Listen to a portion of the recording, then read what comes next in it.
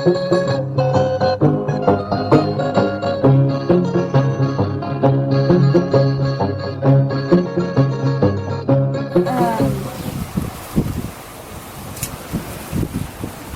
the WWF has been working with the communities on the CDFM program for a while now, how does this climate change workshop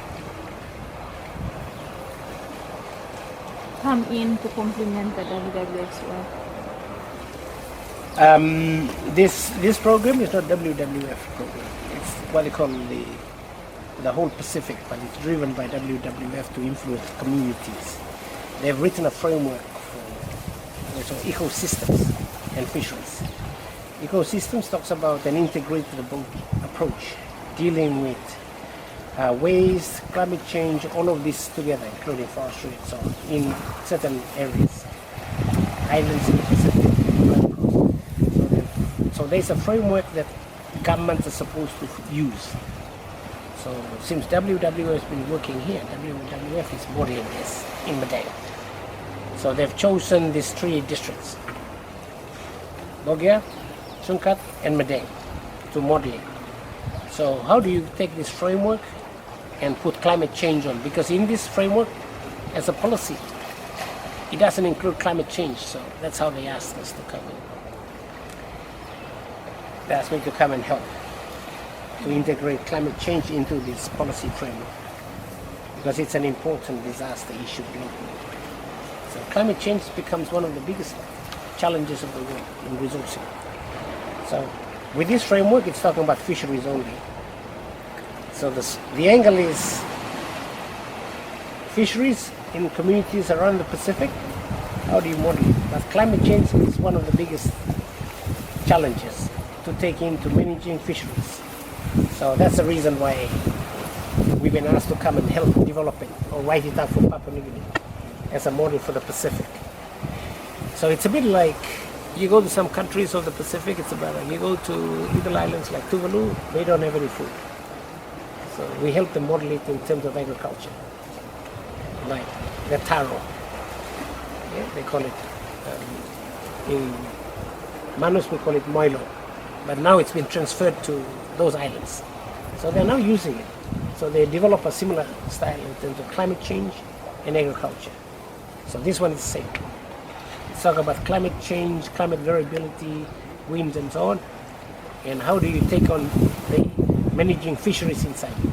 Okay. So climate change cuts right across from forestry all the way down to the land, to the people, waste, everyone.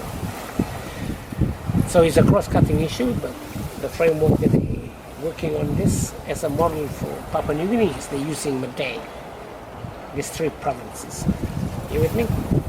So that's how it's being developed. So we're starting with these 3 districts to try and develop it.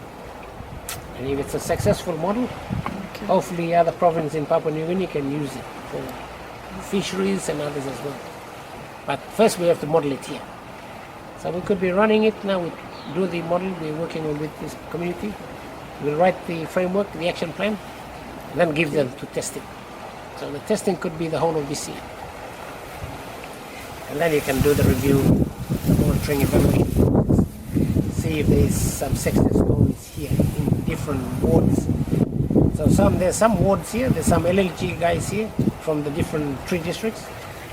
They're pulling up together. So a lot of the resource issues like fisheries comes from who owns that fish on your reef. So it's important to start from there. Is it the clans who own that fish on the reef?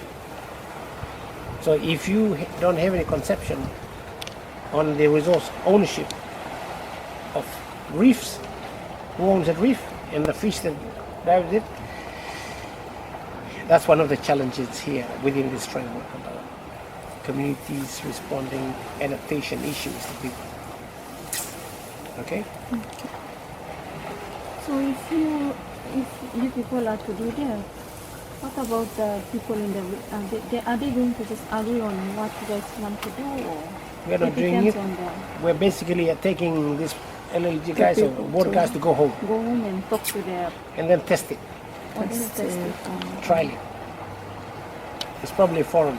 It will work because we're looking at a bottom-up approach. You start with a clan first, and then you work with the clan. If the clan all agrees with it, then under the ward system, within the government, and if they all agree, you have a framework. Then you can implement, look after your fish, your reef systems, with respect to climate change. So if all the fish are migrating, then you say, so what's happening here? And you're catching lots of fish, then you say, oh, what's happening? No, these are resource issues that you see how you can manage it. Management of all this, they call it adaptation.